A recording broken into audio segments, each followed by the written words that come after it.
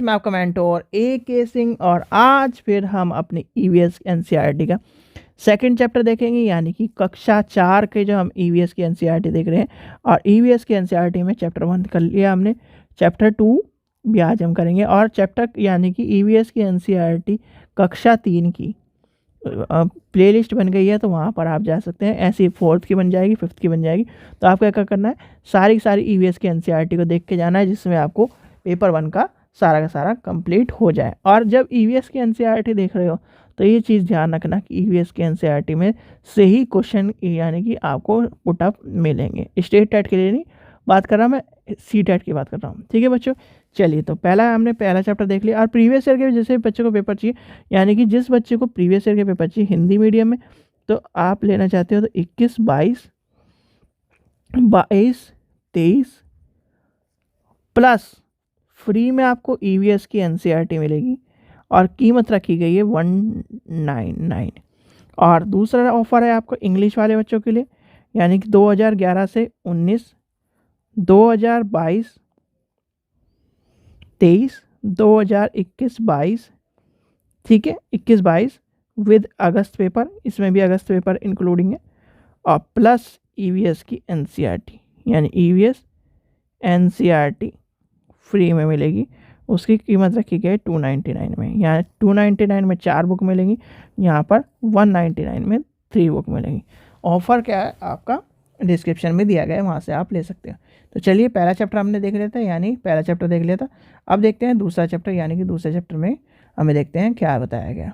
कान कान में, अब कान कान में चैप्टर बताया गया, तो इसमें क्या है, इस पार्ट में पक्षियों की और जानवरों के बारे में बताया। पक्षियों के सर पर आंखें होती हैं, क्या होती है, पक्षियों के सर पर आंखें होती है। तो ये कई बार क्वेश्चन पूछा गया, इसलिए वो इधर उधर गर्दन घुमाते हैं। जानवर जिनके कान बाहर दिखाई देते हैं, तो ये आपसे क्वेश्चन पूछा गया निम्न में से, इस तरह पूछा जाता है, निम्न में से किनके कान बाहर होते हैं, तो आपको पता होना चाहिए चीते, भैंस, हाथी, बिल्ली के। जानवर जिनके कान बाहर दिखाई नहीं देते, मेंढक, चिड़िया, मछली, चींटी। ठीक है, आगे चलते हैं। यानी छिपकली और मगरमच्छ के छोटे जैसे कान होते हैं, क्या होते हैं, छोटे छोटे कान होते हैं उनके, आपको पता होना चाहिए। और मगरमच्छ के बारे में आपको एक फैक्ट और बता दूं कि मगरमच्छ का जो यानी कि उसके जो बच्चे होते हैं, तो उनके बच्चों का जो एक तरह से मेल फीमेल डिसाइड होता है ना, तो वो जन्म के बाद होता है। ठीक है, ये चीज़ ध्यान रखना, जब आप कोई भी डीपली पढ़ेगा तो इस चीज़ को तब जान पाएगा।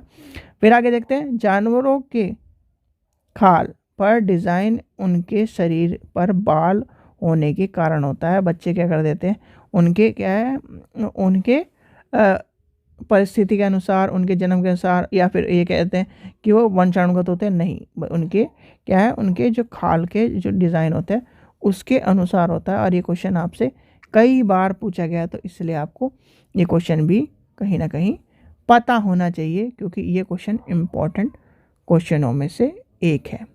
ठीक है बच्चों, चलिए आगे चलते हैं।